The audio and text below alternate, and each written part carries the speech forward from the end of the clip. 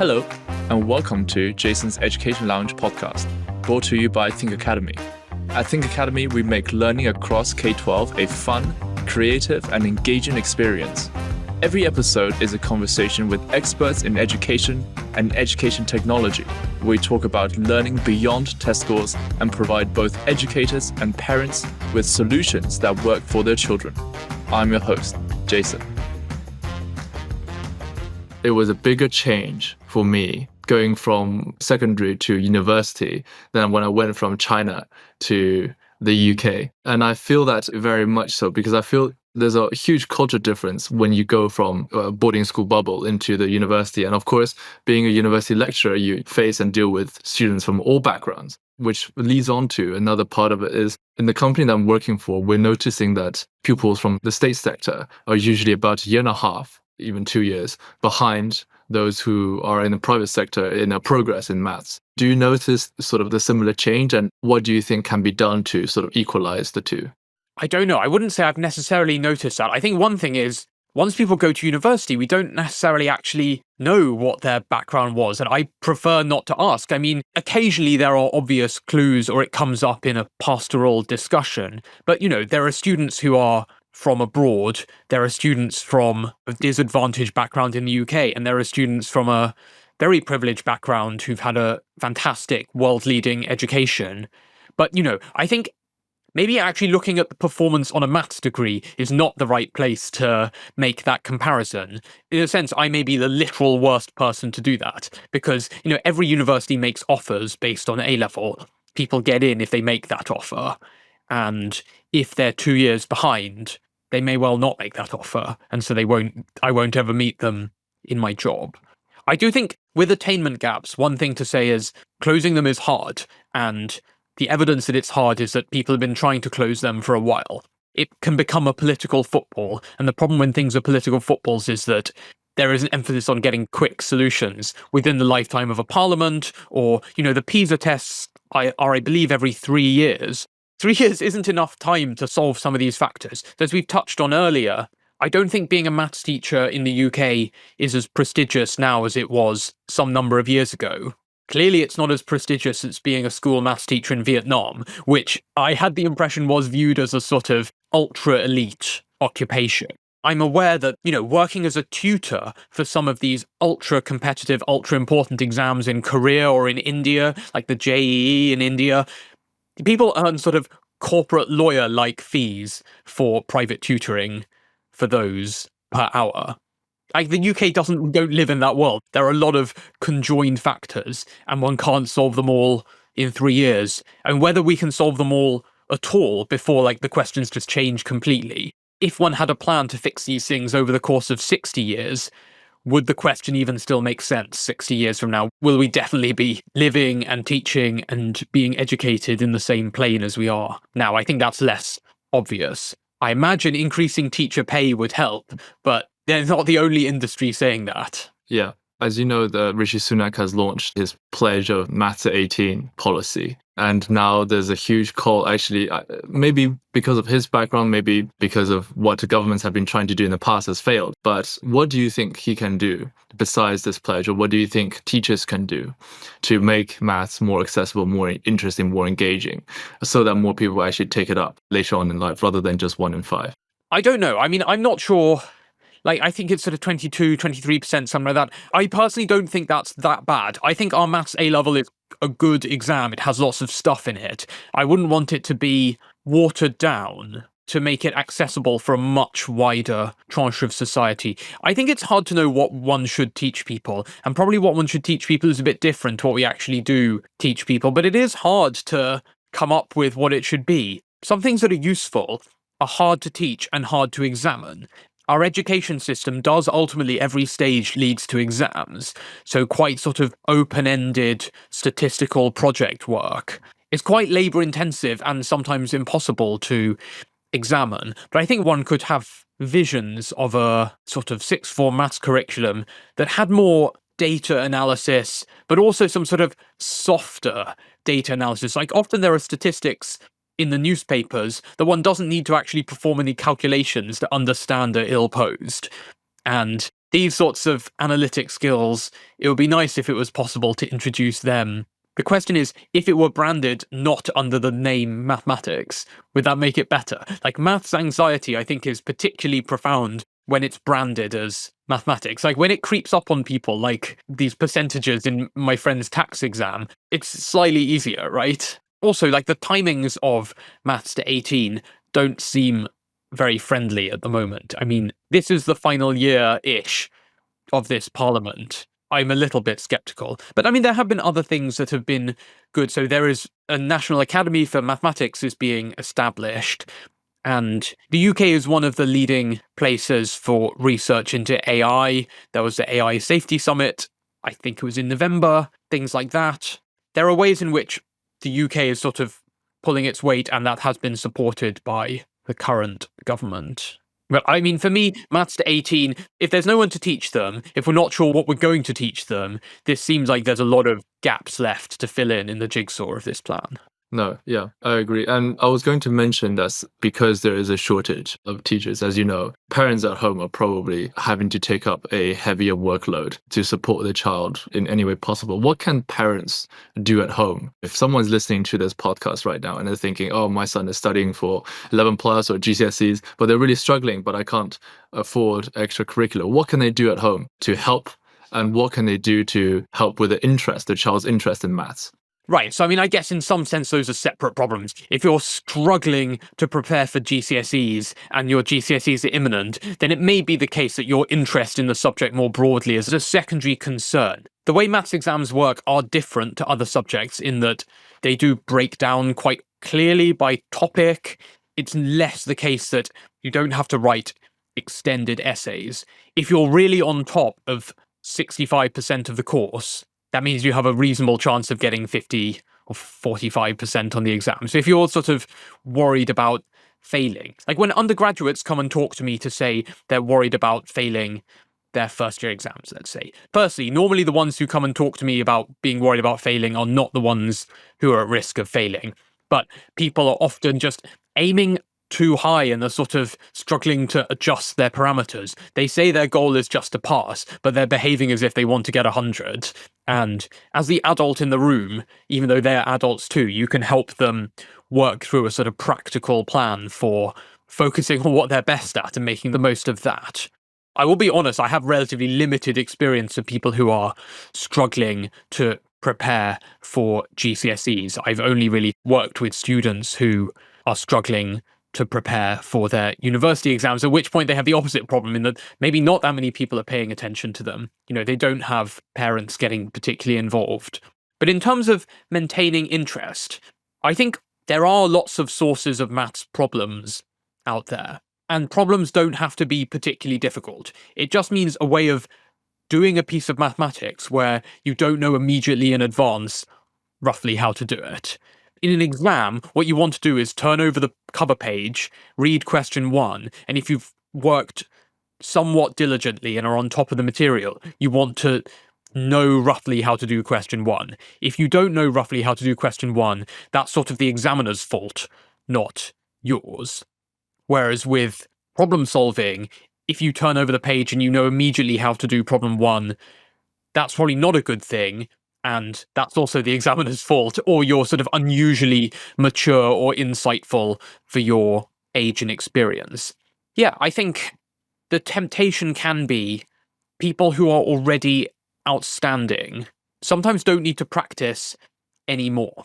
I think it's not very interesting if you're pretty happy solving equations like 3x plus 4 equals 16, doing 100 more examples of that isn't going to help. Everyone does reach a point where you just can do that sort of thing essentially without ever making mistakes. If that's what you're doing in school and you're bored of it, your parents can help, even if it's just by asking the teacher for advice on what are some extension problems related to these tasks to do at least occasionally. And so as I say, I'm a volunteer for the UK Maths Trust. One option is to look up books and past competition papers published by that charity, which does have a quite rich collection for all ages. Well, all ages down to year 7 and 8, and there's a bit below that as well. Just You don't want people thinking that sort of the goal is to get 100% on everything. If you're getting 100% on everything, you're not doing problems that are difficult enough. Right. I think that helps a lot of pupils when they're struggling. And if we can take our focus away from maths a little bit and move on to a more macro scale, education as we know it has been the same form, the same format, teacher lecturing in the classroom for generations, for centuries. And another one of those industries where it has stayed the same is probably high street retail. And we know that that's dying quite quickly in some of the smaller cities. Do you think that education is something that is just bound to stay in the same format and being taught in the same way forever? And what do you think will be the change in the future in education? Something revolutionary? What's the next big thing? I find it hard to know what the next big thing is going to be. I think one thing is there's going to be a transitional phase probably where currently education, including A levels and university, does serve a credentialing purpose as well as an educational purpose. Completing a degree from a top university, let's say in maths, but it could be in anything, shows that you got in. That meant you were good on paper and then worked hard to make your offer. It shows you worked at least somewhat hard. You worked hard enough while you were there, and you must have understood some things. If you have a master's, you must have written a dissertation of some kind. There's been a bit of grade inflation. One have to have a lot of grade inflation before those credential values became valueless. So I think there will always be an intermediate period where, regardless of what developments occur, the credential aspects of not everyone can change the world, right? We all know that. We can't all have hugely impactful roles. And if you are at the point when you recognize that you are probably not going to change the world, your 2-1 or whatever degree from a good university in a recognized subject is a good thing to have, right? Even if it's not involving you changing the world. But with that in mind, I think some traditions are going to stay for longer than people think. Like in particular at university, I think the culture of a lecture where a lecturer turns up and presents, in mathematics normally it has the form that they present theory on the board, they write it, roughly speaking at normal writing pace, and students copy it down. This looks very outdated. School lessons are not really like that. However, when you try and make innovations to that, often students like the innovations even less. On the one hand, it's not very engaging, the traditional form, but maybe the solution is just to make it a little bit more engaging. I think I lecture first year undergraduates, we ask them lots of questions during the lectures. Sometimes there are 300, 400 in the room. There's not much scope for this live discussion with that larger group, but you can give people problems to work on with their neighbor, give them exercises. And I think there's a bit more of that now than there was when I was an undergraduate. But I think the jury's out. I know there are students who would prefer to turn up and just be presented the course by someone who knows what they're talking about, and they make notes and reflect on it later. They get video recordings. So given that even these sort of relatively mild innovations are not universally popular and can often be sort of very workload intensive, the traditional format of a lecture, one advantage of it is that you need to prepare notes, you need to prepare what you're going to say, but then when you do things that are more complicated, you have to plan quite a bit more carefully and figure out the timings, like how long are you going to give people for each exercise? What if that makes people a bit noisy afterwards? What if people need a break in the middle of the lecture? Things like that. I mean, people have said things like, with the development of AI, soon you'll have personalized AI tutors that might even be better than, human flesh and blood tutors. But somehow I'm a little bit unconvinced. We already have outstanding textbooks in lots of areas. You can go and watch podcasts, you can watch live recordings of lectures, but people actually don't really want to do that. The fact that it exists doesn't by itself mean that people want to access it. People want things that are personal. And I'm not sure yet people think a personalized AI is what they actually want. I mean, teaching may be one of the things at least likely to be affected by that immediately. Not just teaching per se. Do you think, for example, the format of teaching, because now there's technology which I saw is essentially like a Zoom call, not a Zoom call, but happens online, and the teacher is teaching via the computer, and the camera can pick up if a child is confused, if a child, from micro expressions on their face. if the child is confused, if they're interested, if they're engaged, if they're drinking, if they're eating, if they open another tab, everything like that. Do you think the place for classroom is still essential, or can everything be done work from home remotely? I mean, who can say how this will develop? We all saw what happened when we all spent most of 18 months at home. I accept there were some people for whom this was like hugely advantageous medically. Some people liked it a lot. But I think many people, and I'm tempted to say the vast majority of people, did not like it, especially in the context of school. I think it made people realize that what you're getting out of going to school is not just the content of that number of lessons per day. I'm skeptical that, within 10 years we'll move to a society where no one ever leaves their house because every single thing can be replicated with the same level of quality and meaning just from your laptop. Kids want to meet other kids, right? Some adults don't want to meet their work colleagues that often, but I think as a broad statement, people want to meet other people and have meaningful interaction outside, what's set up. I do think when we see this, I'm sure you have it in your role as well. There are some meetings where all the important development, creativity happens during the coffee break. And I think that for education, that's the case as well. I mean, certainly we notice that students who come to campus and chat to other students in the breaks between lectures, they sometimes report that, it felt like they were wasting their time constantly having to spend an hour hanging around. They used 25 minutes of that hour well, but that's still a lot more than zero. And I think there are people sitting at home who use 0 of the hour well. So I think, for the time being, people want things in person. If you want to get in trouble as a university lecturer, moving your lectures online exclusively is the first way. Firstly, that's, broadly speaking, not allowed. But, students do not want, even if they're not personally always going to come, they want things to exist in reality. And this is a situation, for most students who can have access to physical university or physical school, in terms of accessibility wise, if you're in the wild in Africa, in the mountains in China, places like that, do you feel that there is technology, or what can we do to help accessibility for children living in extreme poverty? What can we do there? I guess the question is, does it not already exist?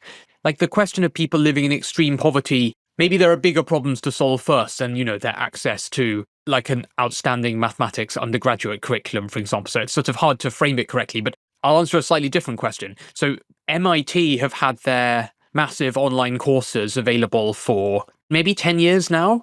These are quite good, right?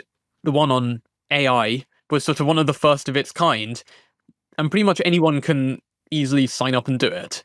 For how many people have? I'm sure there are loads of people who are interested in this in principle, and they just haven't done it. And I think that's inevitable. This is why people don't want their regular lectures to be put online, because when they at least exist at a fixed time, it avoids it becoming like Netflix, where it's just, you have a list and you're never going to complete your list. I don't know. I think people who are motivated from very non-traditional backgrounds.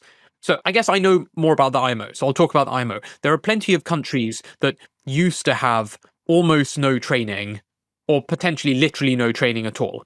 Let's say in the 90s or the early 2000s. But with the dawn of the internet and internet forums and people putting handouts online, there was a sort of explosion in pupils from countries that had never really taken part seriously, turning up and actually doing slightly well. And the answer was like, how?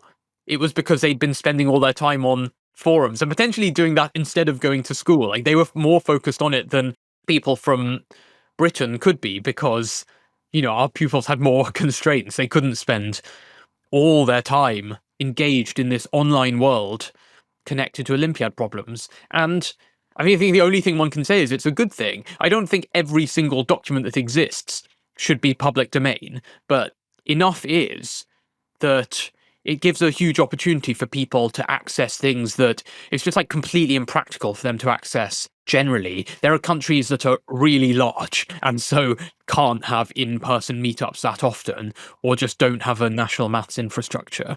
And so I think we've already seen some examples of that. I guess the question then is to say, well, what about people who are like leading genuinely disadvantaged lives? Are they making the most of their mathematical potential?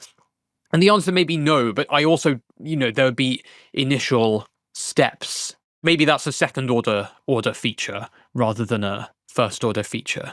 Sure. Just to pick up on the point that you mentioned earlier about A levels and degrees being for credential purposes to show an employer that you can actually sit through and write a dissertation. Do you think having, for example, a degree or doing A level in maths helps in the eyes of the employer? And why does it help? So if it helps, why do they think that is more attractive to have a math degree, in your opinion?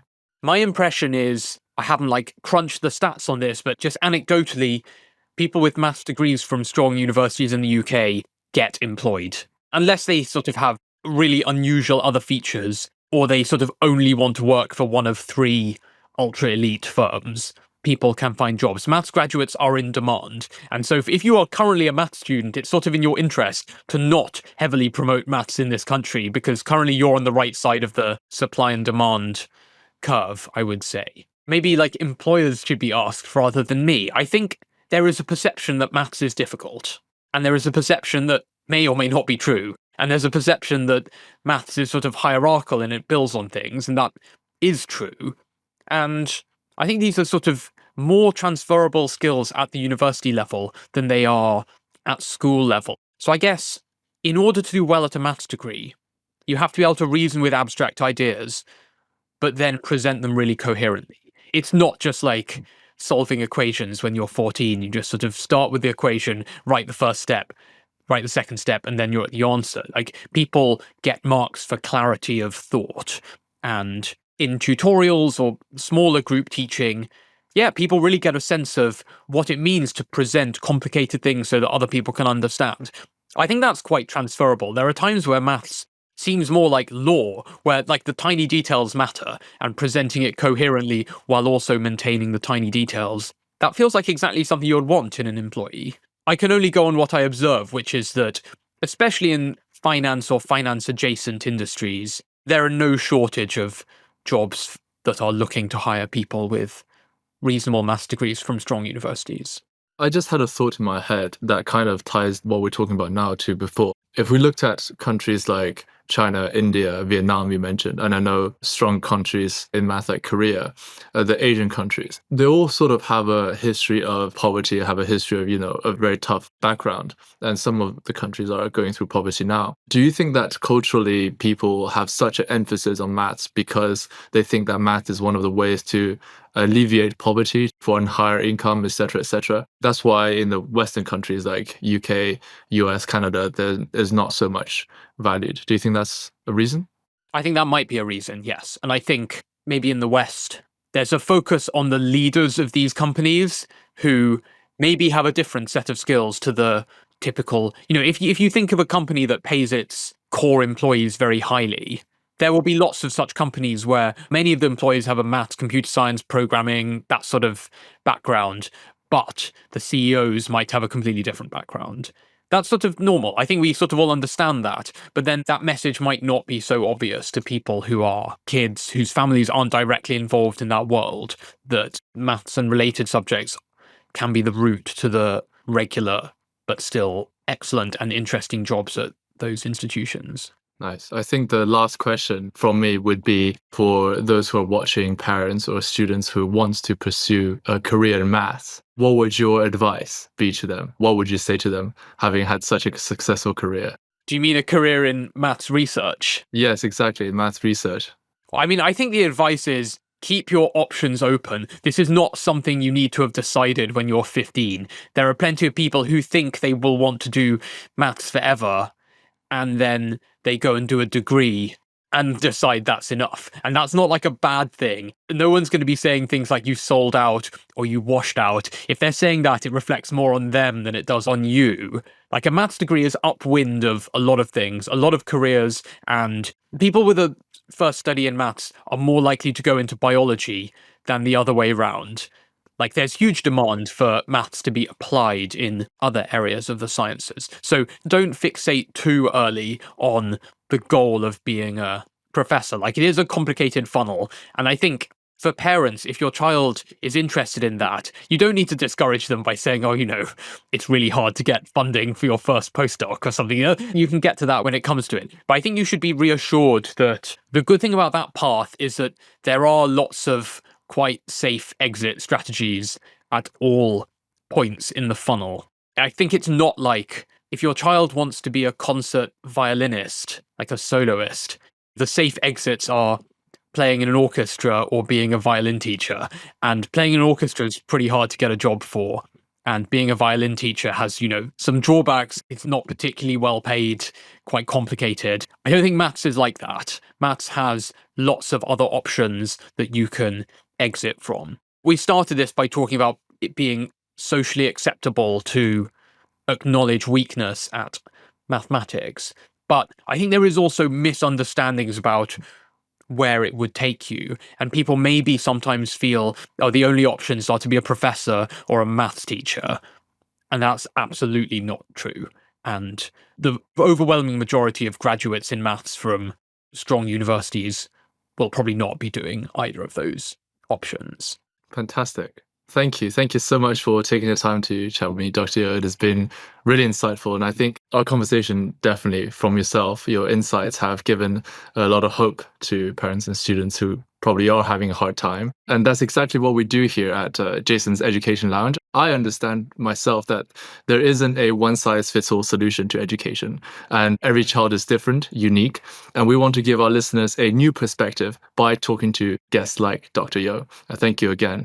And lastly, for the most updated news in the sphere of academia and education, subscribe to Jason's Education Lounge podcast. That wraps up this episode of Jason's Education Lounge podcast. A shout out to our parent company, Think Academy, a company that provides world-class online and in-person education programs for K-12 students. We're proud to be different, result-driven, and focused on the specific learning needs of your child. Check out our website at www.thinkacademy.uk. And a big shout out to Fame for making this podcast possible. Thank you for listening, folks. Stick around for more insights in our next episode. Catch you later.